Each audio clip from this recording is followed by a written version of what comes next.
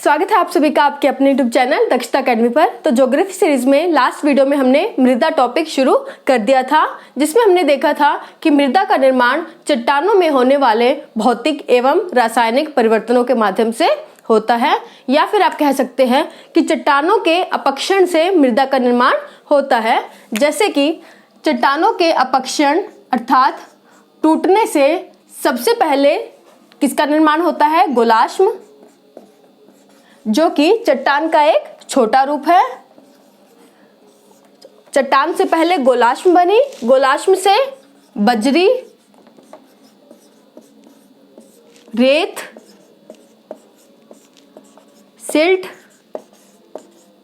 एवं अंततः निर्माण होता है चीका का। तो ये जो प्रक्रिया है चट्टान से चीका तक की, ये सभी आपकी क्या है?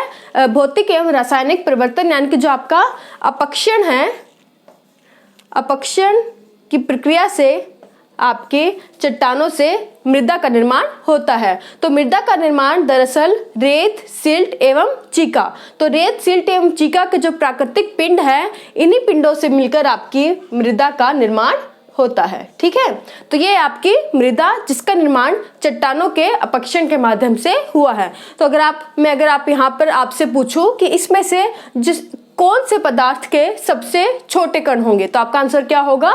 चीका, है ना। तो सबसे जो बड़े कण हैं वो संभवतः चट्टान के होंगे, और चट्टान में जब टूटन फूटन हुई यानी कि अपक्षण हुआ, तो सबसे जो छोटे कण हैं वे हमें किसके मिलेंगे? चीका युक्त मिट्टी के, है ना। तो जिस मृदा में चीका की मात्रा अधिक होगी, यानी कि चीका की मात्रा अधिक होगी, तो हमें पता लग जाएगा कि उस मृदा के कण कैसे हैं?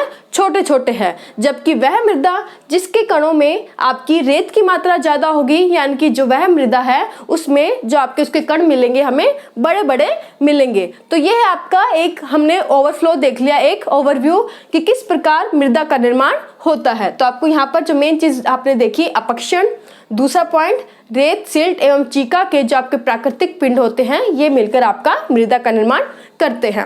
और अब आते हैं हमारे आज के मुख्य टॉपिक पर, जिसमें हमने पढ़ना है कि मिट्टी की गठनता एवं संरचना। तो सबसे पहले तो गठनता एवं संरचना होती क्या है, यानी कि जो आपका सॉइल का जो टेक्सचर एवं स्ट्रक्चर कैसा है। तो गठनता से तात्पर्य है मिट्टी के कणों का अनुपात, यानी कि जो आपकी मिट्टी है, ये मान लीजिए आपकी कोई मिट्टी की जो एक पूरी मिट्टी है, तो मिट्टी के जो एक कण है इनका अनुपात क्या है, यह कहलाएगी आपकी मिट्टी की गठनता। जबकि मिट्टी की संरचना से तात्पर्य है कि मिट्टी के जो कण है इनकी व्यवस्था कैसे है। तो मिट्टी के कणों का अनुपात आपकी मिट्टी की गठनता होती है, जबकि मिट्टी के कणों की कैसी व्यवस्था है यह निर्धारित करती है कि मिट्टी की क्या संरचना है। और यही दोनों तत्व, यानी कि जो आपके मिट्टी की गठनता एवं संरचना, ये निर्धारित करते हैं कि जो मिट्टी की पारगम्यता, जिसे हम इंग्लिश में क्या कहते हैं? परमिएबिलिटी,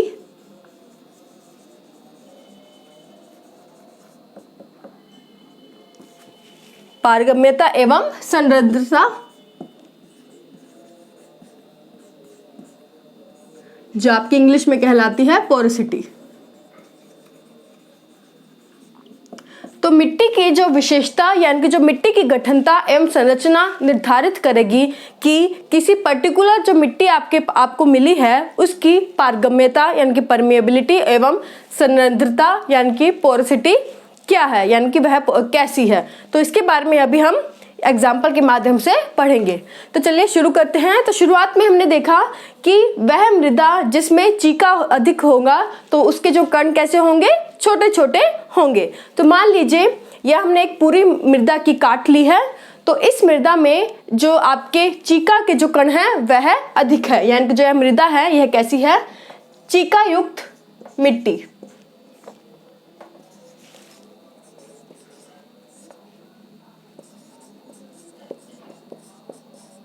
अब आप कहेंगे कि इसमें मृदा में तो रेत, सिल्ट एवं चीका तीनों की मात्रा बराबर नहीं कहेंगे, तीनों का अनुपात होता है। तो आपने ऐसा कैसे कह दिया कि यह सिर्फ चीका युक्त मिट्टी है? मेरा कहने का तात्पर्य है कि इस मृदा में क्या है? आपका चीका के कण अधिक है, इसलिए मैं इस मृदा को आपका चीका युक्त मिट्टी कह रही हूँ। जबकि वह मृदा जिसमें कि आपका रेत के कण ज्यादा है, तो यह आपके इसमें अगर हम मान लें इस मृदा में क्या है, आपके रेत के कण ज्यादा है, तो इस मृदा को हम क्या कहेंगे, रेतीली मृदा।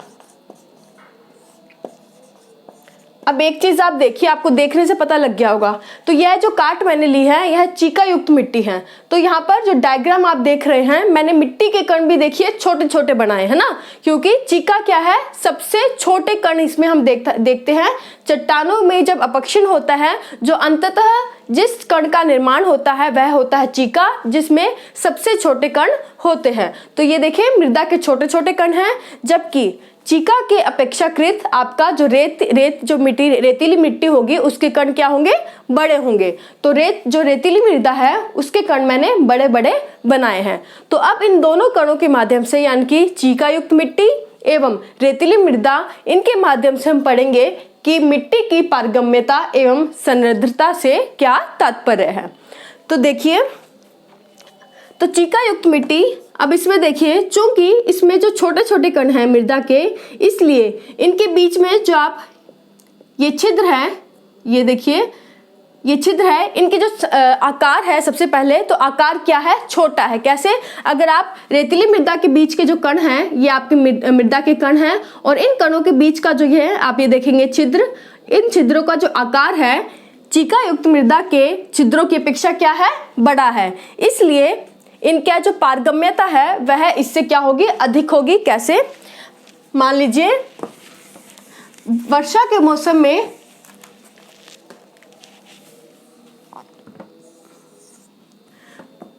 आप दोनों को कंपेयर करके हम पढ़ेंगे। तो जब बारिश होती है,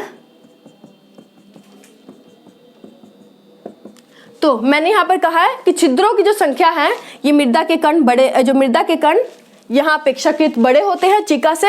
तो मृदा के कण बड़े होने के कारण इनके बीच में जो छिद्र है, इनकी संख्या क्या है, आपकी बड़ी बड़ी होती है। किसकी अपेक्षा, चीका युक्त मिट्टी, क्योंकि इसमें देखिए आपके जो आकार है छिद्रों का, यह क्या है, काफी छोटा है। इसलिए चूंकि रेतीली मृदा में छिद्रों का आकार बड़ा होने के कारण जब वर्षा होगी तो वर्षा का जल क्या होगा आपका, ये देखिए नीचे की परतों में आसानी से जल्दी ही चला जाएगा। जबकि अगर आप चीका युक्त मिट्टी में कंपेयर करके देखें, तो जो वर्षा का जल है, चूंकि यहाँ पर आपका जो छिद्रों का जो आकार है वह छोटा छोटा है, इसलिए मृदा का जल यहीं पर आपका अटक जाएगा, यानी कि यहीं पर आपका संग्रहित रह जाता है। लेकिन आपको पॉइंट ये देखना है, क्योंकि रेतीली मृदा में आपके छिद्रों का जो आकार है यह बड़ा होता है, इसलिए इनकी जो पारगम्यता है, पारगम्यता यानी जो परमेबिलिटी है वह क्या होती है, अधिक होती है।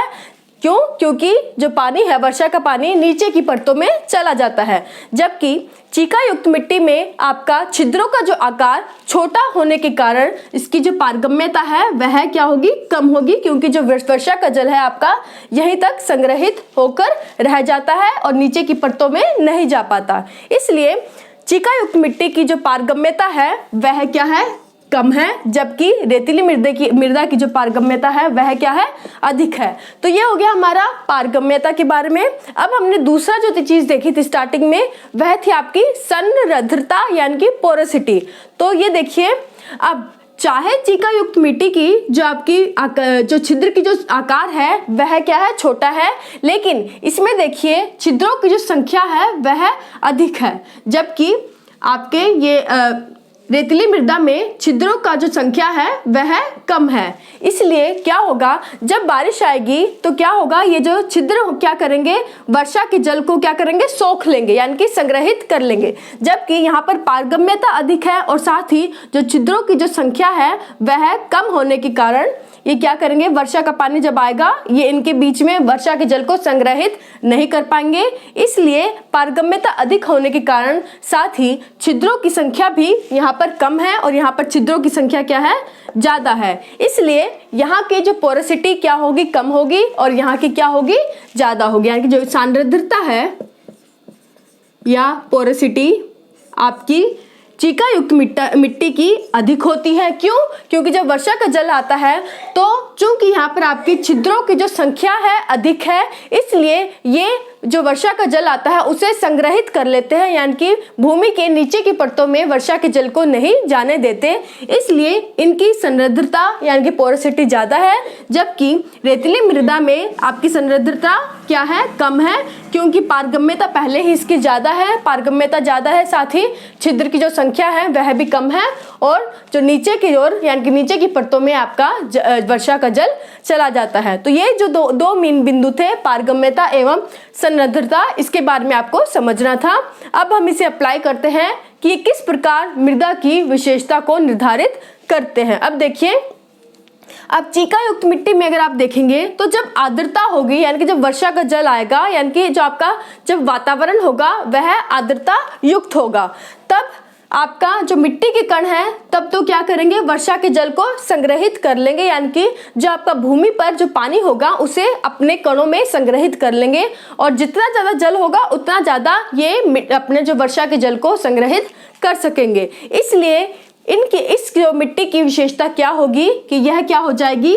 आर्द्र मौसम में यह चिपचिपी हो जाएगी, है ना? क्यों? क्योंकि जब ज्यादा जल अवेलेबल होगा तो ये ज्यादा जल को अपने अंदर समाहित कर लेंगी, संग्रहित कर लेंगी, जिससे कि मृदा कैसी हो जाएगी? चिपचिपी हो जाएगी आर्द्र मौसम में। जबकि वह देखिए, चीका युक्त मिट्टी वर्षा के मौसम में या फिर आप कह सकते हैं कि आर्द्र युक्त मौसम में तो इसकी विशेषता क्या है कि यह चिपचिपी हो जाएगी, लेकिन जब शुष्क मौसम आएगा तो शुष्क मौसम के दौरान यह जल के अभाव में कैसी हो जाएगी? इस मृदा में बड़ी बड़ी दरारें आ जाती है ना? तो ये आप खुद सोचिए, एक बार प्रैक्टिकली सोच के देखिए एक सेकंड। जब इस मृदा में पानी होगा यानी कि जब ये वर्षा के जल को संग्रहित कर लेंगे तब इनकी विशेषता कैसी होगी? ये पानी के जल को संग्रहित करने के कारण, क्योंकि इनमें जो छिद्र है इनकी संख्या अधिक मात्रा में होती है, तो यह अधिक जल को संग्रहित कर लेती है, जिसके कारण यह चिपचिपी हो जाती है। लेकिन जब शुष्क मौसम आता है तो शुष्क मौसम में जल के अभाव में इन मृदा में क्या होता है? इनमें बड़ी बड़ी दरारें पड़ जाती हैं। तो यह है आपकी चीका युक्त मिट्टी की विशेषता। दूसरी ओर वह मृदा जो कि आपकी रेतीली मृदा है, इसकी भी विशेषता हमने देखी कि इसकी पारगम्यता अधिक है, जबकि संरद्धता क्या है? कम है। और पारगम्यता अधिक होने के कारण आपने रेतीली मृदा अगर आप जाकर देखें, रेगिस्तान में जाकर देखते हैं, तो अगर आप वहां थोड़ा सा पानी डालते हैं तो आप उसी समय देखेंगे कि वहां आपको उसका एक अंश भी नहीं दिखता, लगता ही नहीं आपको कि भाई यहाँ पर अभी 2 मिनट पहले पानी डाला गया है। सेकंडों में आपका पानी, हमें लगता है कि यहाँ पर कोई पानी ही नहीं था, है ना? क्यों? क्योंकि उस जो मृदा की पारगम्यता अधिक है, तो आपने जो पानी डाला था और उस जो मिट्टी का जो कण है वो क्या है?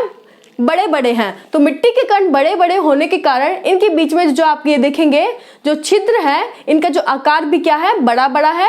तो उतनी ही जल्दी, यानी कि जैसे ही आपने पानी डाला तो जो पानी डाला है आपने वह इन छिद्र के माध्यम से नीचे की परतों में फटाफट चला जाता है। क्यों? क्योंकि इनका जो आकार है, इनकी कंपैरिजन क्या है? बड़ा बड़ा है। तो आकार, छिद्रों का आकार बड़ा होने के कारण जो आपने जल डाला है वह नीचे की परतों में खिसक जाता है, यानी कि नीचे की परतों में चला जाता है। इसलिए जो रेतीली मृदा है यह कैसी होती है? आपकी शुष्क होती है। तो आप रेगिस्तान की मृदा है उसका एग्जाम्पल इसमें ले सकते हैं कि रेतीली मृदा में अगर आप वहां पे पानी डालते हैं तो चाहे कुछ भी हो जाए, जितना मर्जी आप वर्षा कर लीजिए, पानी डाल दीजिए, क्योंकि उसकी विशेषता ही ऐसी है, क्योंकि उसके जो कण हैं बड़े बड़े हैं, और कण बड़े बड़े होने के कारण उसमें जो छिद्र है उनका आकार बड़ा होने के कारण क्या है? आपका जो वर्षा का जल यहाँ संग्रहित नहीं हो पाता, क्योंकि संग्रहित तभी होता जब इनके जो संख्या अधिक होती, यानी कि जो कण है, कणों के जब छोटे आकार के होंगे तो छिद्रों की इनकी संख्या अधिक होगी और पानी के जल को संग्रहित कर लेते। लेकिन यहाँ पर आप देख सकते हैं आकार बड़ा बड़ा है और इनकी जो छिद्रों की संख्या है ये यहाँ से आपके आकार बड़ा होने के कारण पानी जो है सीधा नीचे की परतों में चला जाता है। इसलिए पारगम्यता अधिक होने के कारण जो आपकी रेतीली मृदा है यह, इसकी क्या विशेषता है कि यह एक शुष्क मृदा है। तो ये है आपकी इन दोनों विशेषताएं, इन दोनों मृदाओं की। चिकायुक्त मिट्टी विशेषताएं, आर्द्र मौसम में चिपचिपी, शुष्क मौसम में इनमें दरारें पड़ जाती हैं, जबकि रेतीली मृदा की है पारगम्यता अधिक होने के कारण यह एक शुष्क मृदा है। अब अगर हम देखेंगे कि अगर ऐसा है, यानी कि अगर चीका कण ज़्यादा है तो चिपचिपी एवं दरारें जैसी समस्याएं बन जाती हैं। उसी तरफ अगर रेतीली मृदा के कण ज़्यादा है तो आपकी जो मृदा है शुष्क बन जाती है। तो आपके दिमाग में क्वेश्चन आना चाहिए कि कैसी मृदा होनी चाहिए फिर, यानी कि जो कि हम कह सके एक आइडियल मृदा है ना। तो आइडियल सॉइल के लिए आपको जो रेत, सिल्ट एवं चीका, इन तीनों जो कणों का, इन तीनों पिंडों का जो अनुपात है वह समान होना चाहिए। तो जिस मृदा में रेत, सिल्ट एवं चीका का अनुपात बराबर होगा उस मृदा को हम क्या कहते हैं? लोमी मृदा। तो जो लोमी सॉइल है, इंग्लिश में हम क्या बोलते हैं इसे? Loamy soil.